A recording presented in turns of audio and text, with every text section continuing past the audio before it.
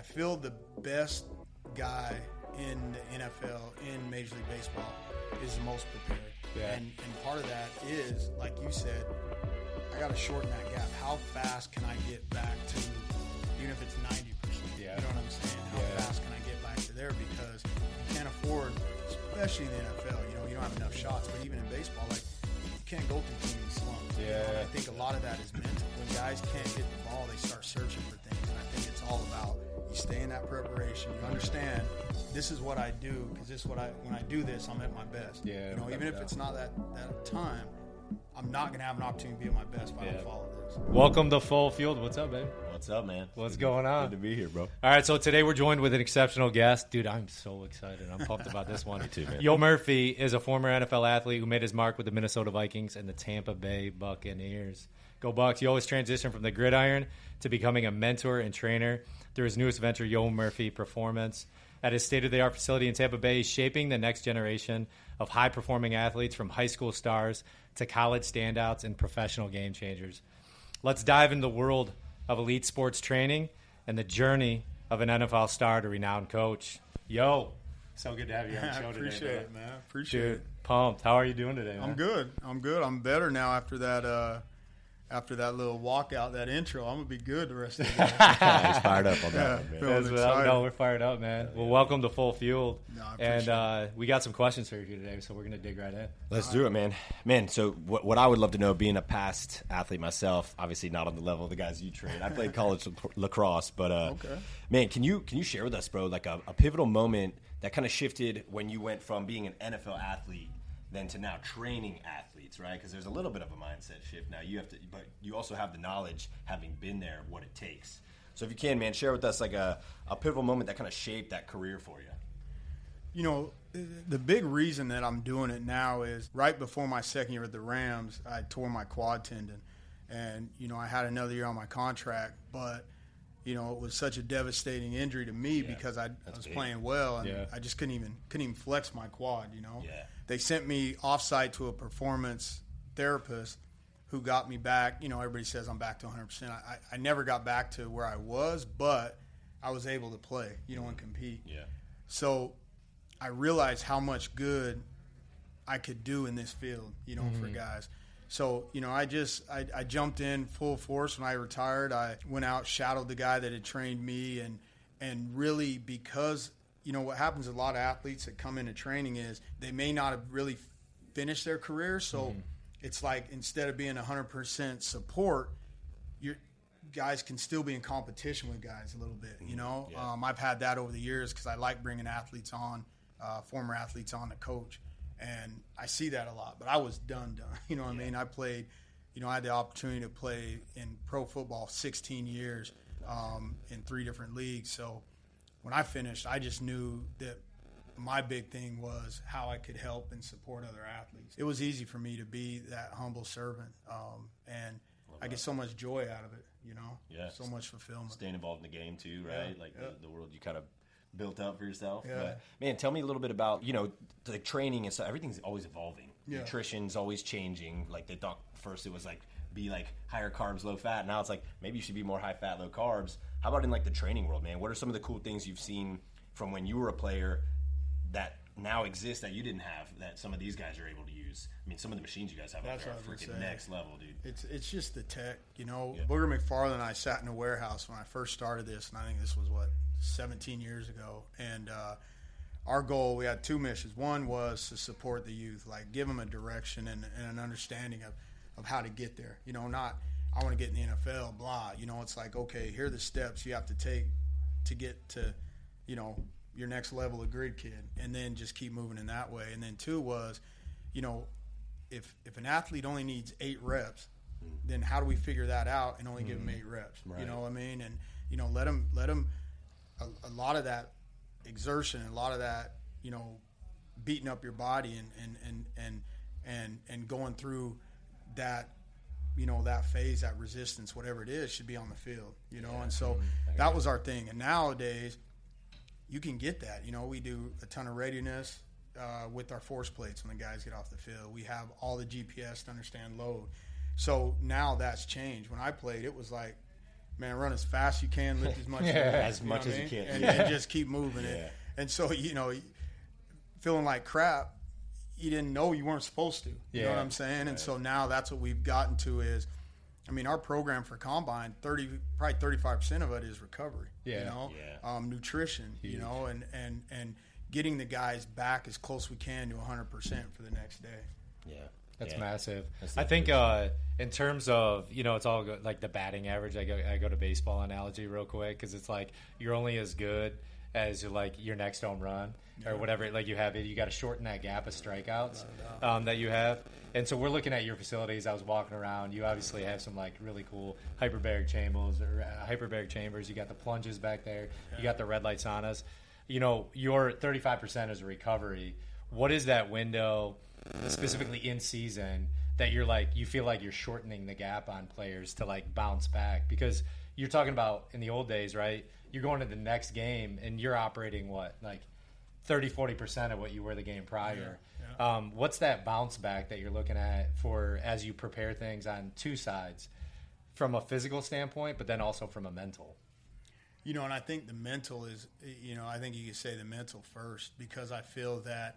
So, also in that we have these meditation goggles back there. We have all these things that the guys can tap into for breathing, breath work, like in the cold plunge. You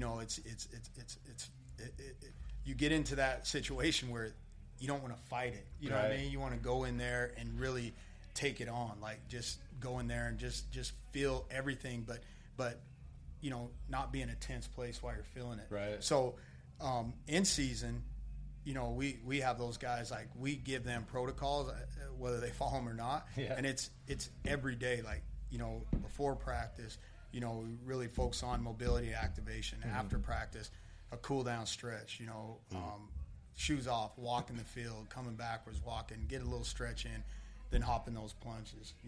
I feel the best guy in the NFL, in Major League Baseball, is the most prepared. And part of that is, like you said, I got to shorten that gap. How fast can I get back to, even if it's 90%?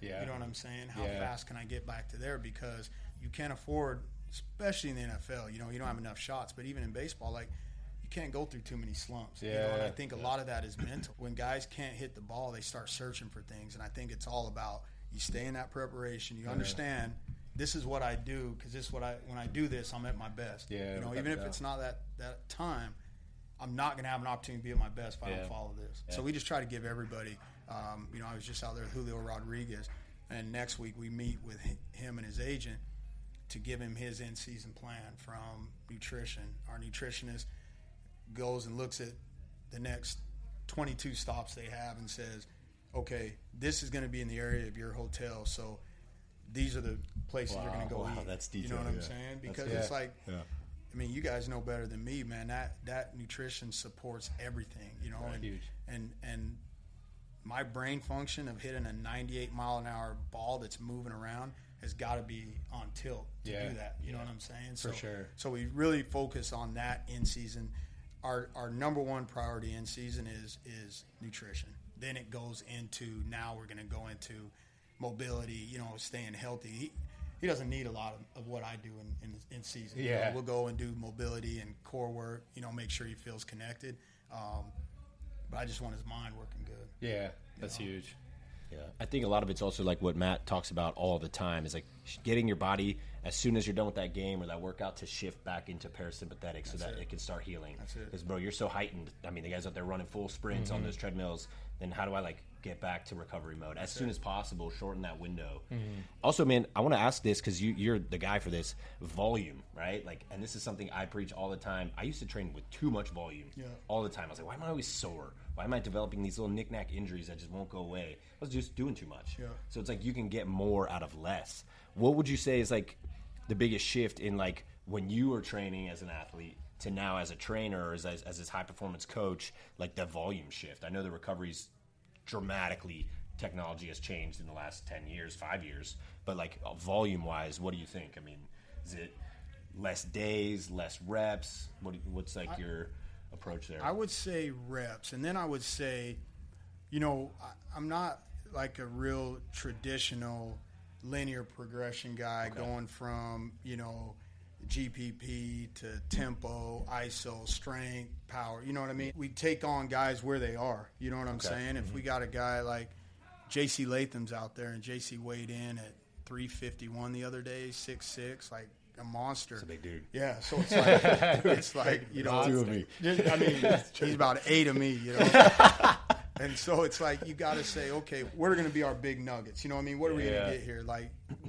the guy can, he was doing 2-board presses for threes with 550 pounds. Jeez. So it's like, we're going to have to focus on endurance. You know what I mean? And just jump into that space, instead of saying, and that's how I feel we control the volume, is just get them what they need. Right off the bat, we do reconditioning, and we'll do a ton of ISO and tempo just to address some joint, tendon, ligament issues, you know what I'm saying? And then we get into whatever they need.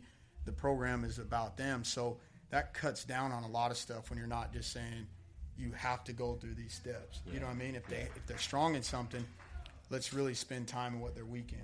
Yeah, and it can't be a one-size-fits-all with someone like that versus, like a DB who's maybe not even 200 pounds or at 200 pounds. You know what I mean? Like, they have to have a different programming. Exactly. That just makes sense. I got a question on that, because it's something that always, comes through that I look at, 16 years playing football, at a professional level.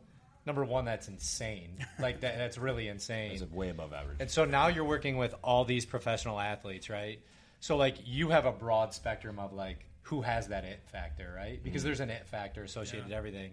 So then somebody that has a longevity of 16 years, you had the it factor. Somehow you were able to likely play through a lot of injuries during that time frame. But then you were also mitigate a lot because probably your level of intelligence and IQ. You can even name a few players, but how do you address the it factor? Because there's one thing you said that, sometimes you trigger the weaknesses, but then also when you find that they have a strength, let's double down on that. Do you kind of toy with that a little bit? And specifically how you trained 16 years, dude, I was powerful in this area. Let's double down. You know what I mean? Yeah. If you want to hear your question answered live on the show, submit it to ask@fullfuel.com. Check out the Optimizers program where we build max muscle, improve longevity, and get guys freaking shredded so that they can crush it at life for as long as possible. Live full fueled. Live beyond limits, baby. And I feel like the best athlete, talking about the Vikings, the Randy Mosses, the Chris Carters, when I was here, the Derek Brooks, I would say Sapp, but Sapp never worked out. Torrey Holt, Isaac Bruce, those guys only want to train their weaknesses. You know what I mean? Don't it's you watch film as a football player and you don't study somebody for their strengths. You know what I mean? You just let's find out what they do bad. Yeah. And so that's what I do. Once I get guys, I ask them what their strengths or weaknesses are. And then after all of our testing, I find out what they truly are and then tell them, and then we stay in that space. Okay. And the best guys, they take it on. You know what I mean? The guys that aren't, they really get pissed off. I've had fast guys that all they want to do is run. You know what I mean? I'm like, why? You know what I'm saying? Let's get stable, more efficient. Let's get you stronger here, or you know what I mean?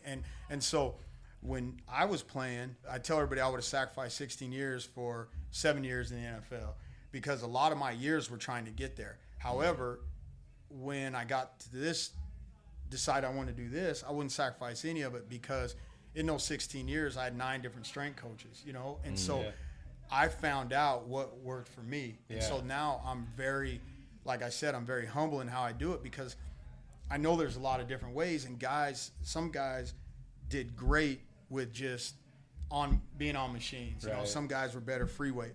Some guys just need to run because they were so dense. The muscle was so dense.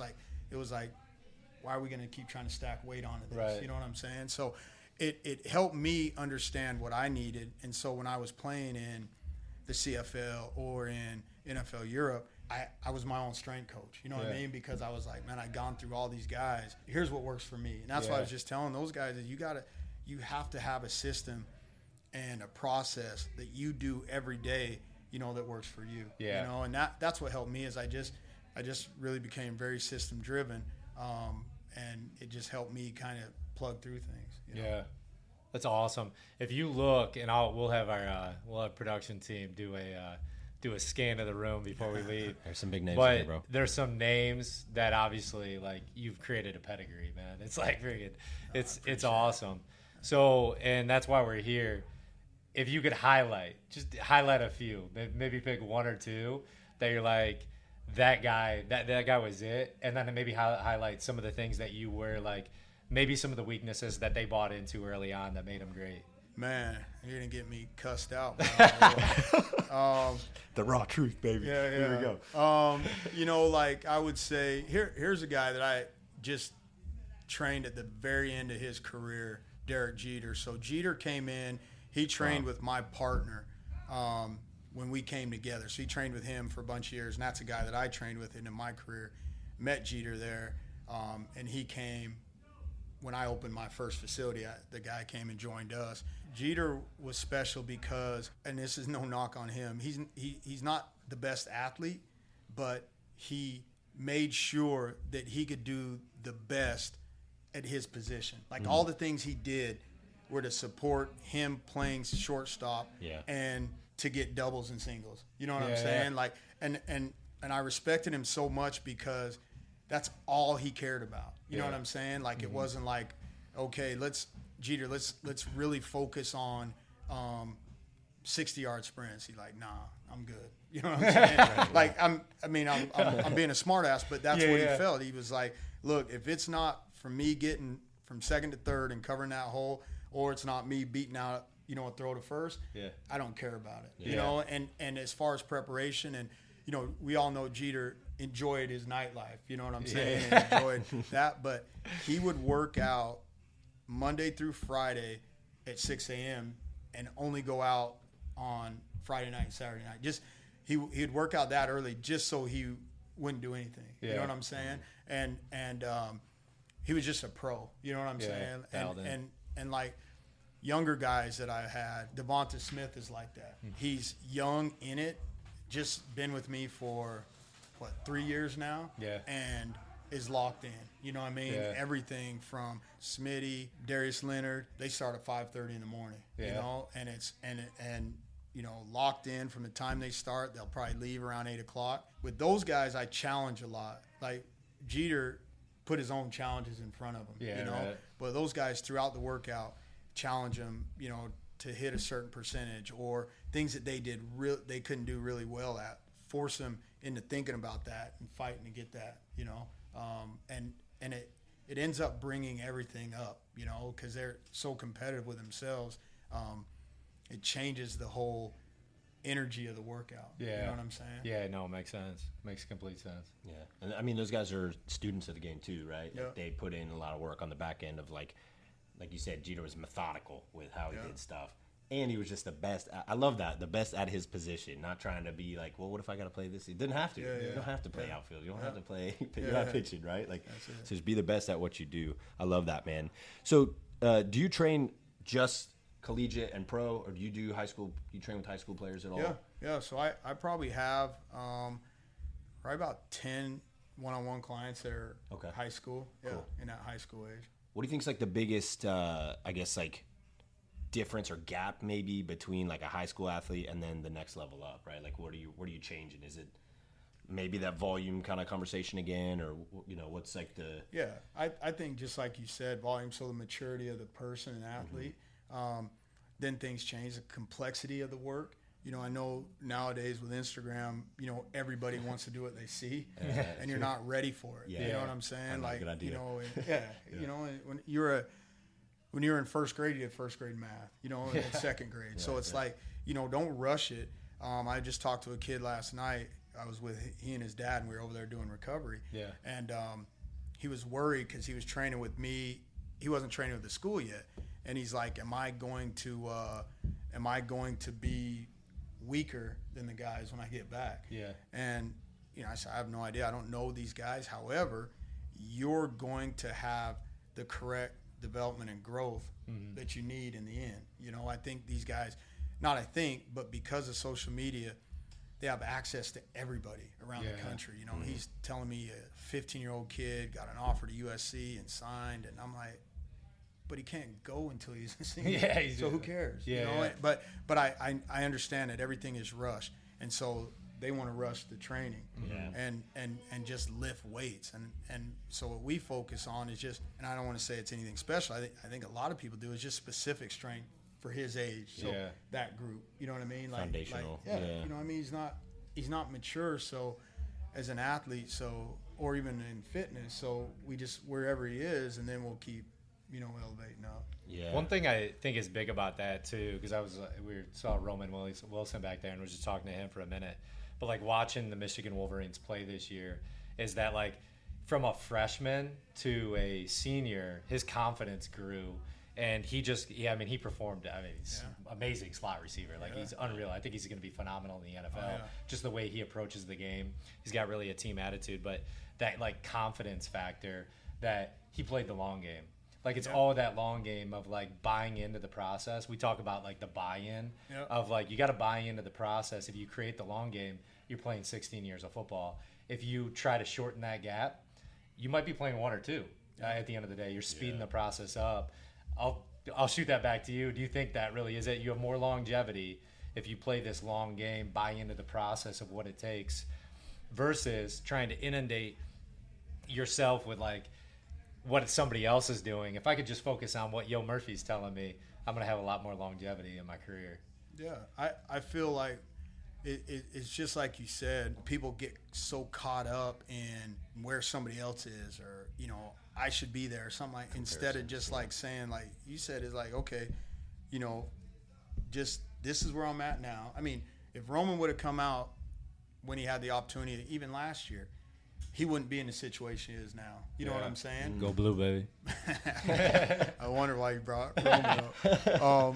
But because he waited, and NFL teams look at guys who are on championship teams. You know what I'm saying? Especially seniors, leaders. Yeah. So, if you're a part of that, they know they have a guy that is – it's not like Michigan had – not on the field, but all the other things. They had a ton of distractions. They had a ton of things that hit them, and they just kept pushing through it. And you get a guy that's part of that, that raises your stock, Yeah. 100%. Set a standard. Yeah. Do you have like a specific, this is a little bit of a shift here, but I was just curious, do you have like a specific assessment protocol you use, like to assess movements? So I was just thinking about like, we work with more like ex-athletes and what we call like alpha dads. It ain't right? funny, bro. Those are the guys who need our help. But why are you looking at him? Why are you looking at me? I'm right there with you, bro. I don't consider myself an ex-athlete. I'm an athlete. You are an There you athlete. go. You should see this guy on the course that night, man. But a lot of times you got to take what they're doing and just totally break it down, reverse engineer it to the fundamentals of like, dude, you don't even know how to like properly step with your foot. Your foot does not, your arch isn't working, or like your ankle doesn't flex. So now you're gonna try to do like sprints. Bad idea. How much of that, like, I guess, like, what system do you use for the assessment of that, and how much do you break it down for these guys? I mean, you go super fine-tuned, I'm guessing. Yeah, so we do the very last assessment as coaches. So we do, with my physical therapist, she does a movement and strength assessment. Oh, cool. And then we have another guy that comes in. His name's Jordan Shallow. It's called Muscle Doc on Instagram. He comes in. He's got a company called Prescript, one of the best guys for movement quality assessment. So he'll come in and he does his assessment. Then I have a doctor, Dr. O'Neill, who's an orthopedic doctor. He was actually a team doctor for the Blue Jays years ago, and he does a biomechanics and then an orthopedic assessment. And then we'll do the performance assessment is we do a speed gate, 5, 10, and 20, and then we do force plates, and we do Nord board. So we do all of those things together. So for them, it's not that board. We have another board, and we'll put every player on it, go through all their strengths and weaknesses, asymmetries, all that, and then build the program. So every player has their own individual program. Cool. And then we'll shift again right after they get back. So players leave for Senior Bowl Sunday, East-West today. When they get back from that, we shift for our final phase right before Combine. And so it's like a team effort. You got a lot of specialists in areas. That's fantastic. And it's so hard, I think, if you – like if I try to do everything, I'm not going to be at the same quality everywhere, you know? So I really focus on, honestly, once we get all that information, focus on pushing them, supporting them, pulling them, whatever they need, you know, to finish it off. Yeah. I mean, that's like, goes right back to Derek Jeter. It's the power of like specializing, right? Yep. So if he was trying to play all these different positions, be a pitcher, be a hitter, all this stuff, he'd probably be decent at all of them, pretty good at all of them. But would he be great at all of them? That's difficult, right? So it's hard to be orthopedic surgeon, physical trainer, personal trainer, physical therapist. It's hard to be all that. It's almost impossible if you ask me. But that's cool, man. I love that. Oh, for sure. Name of the show is Full Fueled. I always ask this question from people, and I love the responses we get because it's always super cool and, you know, personal to them. When we talk about living full fueled or living a life that's full fueled, we have 6 pillars that we like to optimize in our philosophy. It's fuel, movement, sleep, mind, work, and spirit. And so when you have those 6 things working for you, you're going to be living fully fueled. Yeah. So I want to ask you, man, what does that look like for you in your personal? What does that look like for you in your coaching? What does it mean to be full fueled to Yo Murphy? Put a lot of pressure on me. You said everybody's cool. Now I got to come with this crazy answer. No, man, it's your thing, bro. I'm just messing. You know, personally, everything's about my family. You know what I'm saying? Like as long as they're good, you know, I'm good. I mean, that's just it's real easy for me. I got a son that's 4, a daughter that's 7. So, you know, my wife, my family, you know, being full fueled, and I feel like what you guys are saying too, that mind and spirit. That's why that's so strong, you know, with my mind and spirit. And work is about, I guess, everybody else too. You know, I push really hard to get the J.C. Lathams, the Roman Wilsons, Terry on Arnolds, the, you know, DJ Browns, all the guys that we get in here. But then I commit to them that they're going to get everything they need. So as long as these guys go and perform to the utmost of their ability, I'll have a guy that'll come in and say he's going to run a 4.3, but he can't flat a plane and run a 4.3. So, you know, your number's a 4.6, let's get a 4.6, you know? And so as long as we can hit those numbers, realistic numbers, you know, my business is full. And when we do what we're supposed to do for these guys, we're in a good place profit-wise, you know? So awesome. I don't know if that's how it's supposed to be answered, but it's just that's your personal response, bro. I thought it was fantastic. I love the family answer because we're the same, man. We're family guys, and, you know, I got kids, he's got kids, so. Yeah, if you have kids and it's not about them, and it's, I can't get down with you. You know what I mean? Because it's so special every time they do one thing different. You know what I'm saying? It's like, you know, the world has changed. You know, it's amazing, man. I love that component of really. I mean, you set a standard. Obviously, you set a standard of this like excellence piece. But if you don't set that standard at home, and you don't set that, like I was talking with a guy the other day.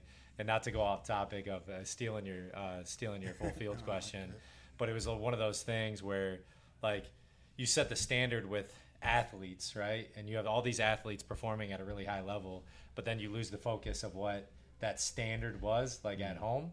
You lost the standard. Man. You lost the standard. Like the standard was actually set, and it's actually one of the things that I think is like most important to me.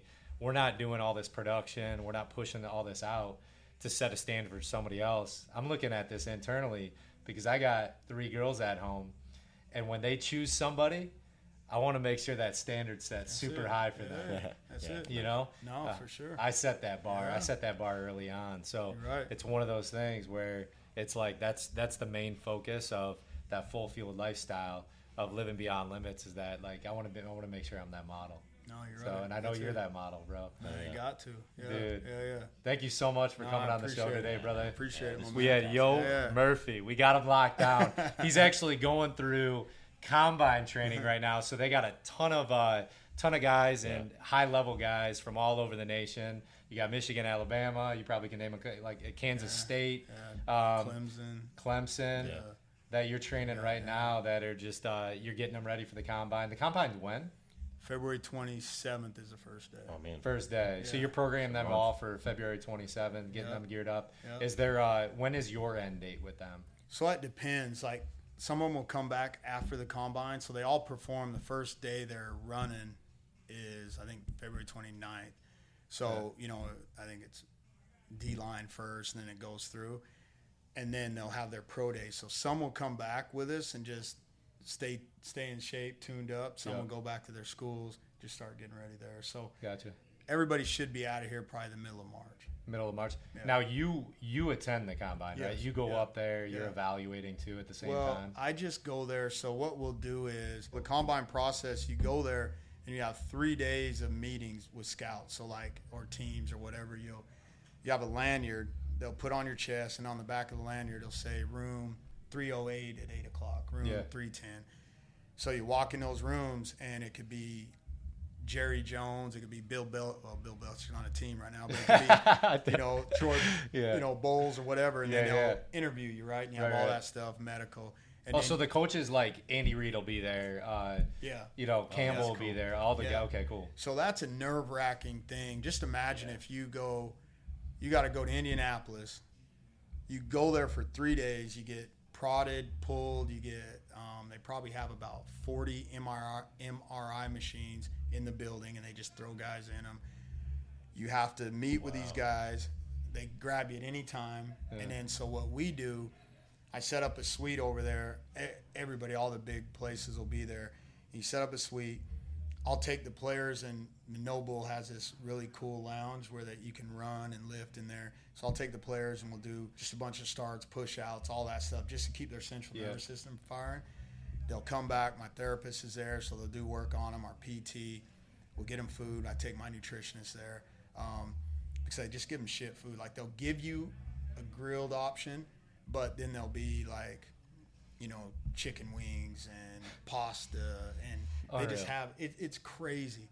And then so we'll just keep them sharp all the way up until then. Yeah. And then give them something that feels kind of like home, where they can be comfortable at. And then they'll run the third day, and then they're going to try to lift them after, but a lot of my guys just don't bench there. Okay. So then they'll take off, and then I'll stay there until our last guy goes on Sunday, and then I fly back Monday. Oh, cool. Yeah. One question that popped up that I was thinking about. So, you're pretty detailed as far as, all the programming piece. But we were talking about, the big psychological and mental component to it. And you were saying that, they're grabbing you and pulling you in a room and then questioning you. So they're waiting for kind of, to catch you. And then they want to get your characteristic. They want to get your... Is that something you're doing here, too, where you're kind of, pulling them in and you're questioning so that you can trigger them? So I don't do it, but there's a guy named Mark Dominic. He used to be the general manager for the Bucs years ago. Okay. So he'll come in, and I pay him to come, and he'll do interviews with the guys. And he's been in personnel for 27 years, knows all the teams. Yeah. So he'll find out what teams are thinking. And he'll basically take them through a mock. We have one guy he's a good guy, but his school, whatever happened there, they're kind of slamming him, you know? So what Mark did was basically attacked him on the things the school said. And then he lashed out back, and Mark's like, you just lost. You know what I mean? And they'll take you in and say, they got one of those Planet Fitness hordes. And what they do is if they ask you the question, they know the answer, right? So you can't lie. We had a guy a few years ago, personnel guy told me that there's a receiver that came out of Oklahoma State, and he said they really liked him. He's high on their board, but they knew that he was an alcoholic. They said that they had done. So these teams will hire investigators, and some teams will spend from $75,000 to $200,000 investigating players. And he said they met with a guy that was a bartender at a bar, and a guy would always come in, and he'd get vodka and something in a coffee cup, just whatever. But he said they went and they asked the guy, hey, man, you drink a lot? And he's like, no, not really. I'll party after a game, that's it. He's like, oh, okay, because we heard that, you drink every night. And he's like, no. And they started laughing, and the coach or the scout said the coach was laughing with him. He let him get all the way to the door, and then he said, hey, man, Henry says hi. And it was the bartender. And he said he just froze, and the scout guy I played with, France St. Paul, said, if they ask you the question, he told me to tell the guys, they ask you the question, they know the answer. Yeah. So just dive on your sword. Repent, what bro. I'm saying? Yeah. They're making a big investment in you. They're making a large right. financial investment. They Tell want the to know. truth. That's it. And that's all they want. Now they beat guys up over weed. Half these guys smoke anyway. The scouts that are asking them smoke. So it's more about just understanding your character. You know what I mean? Sure. You're chances are when you did this, you were 19 years old. Everybody, as a male, we're not even developed in, so we did some things that we don't know why we did it. Yeah, you know what yeah. I mean? So it's just about being honest and just standing on it. You Yeah. know? And Derek Brooks comes in, and he worked with two of our guys, Edrin Cooper and Shane Lee, and that's what he did to him. He asked him something crazy about a girl, and then went right into asking him football stuff. Yeah. And then Edge was shook. You know what I mean? And that's Yeah, the thing is couldn't they'll figure it out. Rattle you a little bit. and then ask you different questions. Wow. So it's a tough time for him, but I always tell him that that old saying, pressure is a privilege. Like you're there because of who you are. So embrace that. Yeah, what I appreciate about you is like, I even said it before he came on the show. I was like, Yo has this like swagger about him. I'm telling you, man. But that's what they're looking for is like to keep, dude. When you're on the field, if you're a safety, you're a linebacker, like you're gonna get rattled. Yeah. How you coming back from it? Like That's how it. you gonna come That's back the it. next Yeah. down? That's what we're worried about. Yeah, that no, edge, for yeah. sure. Yeah. A guy that says he's never had the shit knocked out of him, or never missed a tackle. Like you don't want that guy. You know what I'm saying? Because you want a guy that's definitely got it knocked out of him a lot of times, but he's back in He's it. back You know in what I it. mean? Because if you play hard, it's like in basketball. If you're a center and you haven't been dunked on, you're not doing your job. You know what I'm saying? Yeah, you're not getting in there. That's it. So cool, man. So that's what we got. Yo, thank you so much, bro, man. It's been Sure, I such a great appreciate you guys. episode. Yeah. Thank you for coming out full field. The Beyond Limits, baby.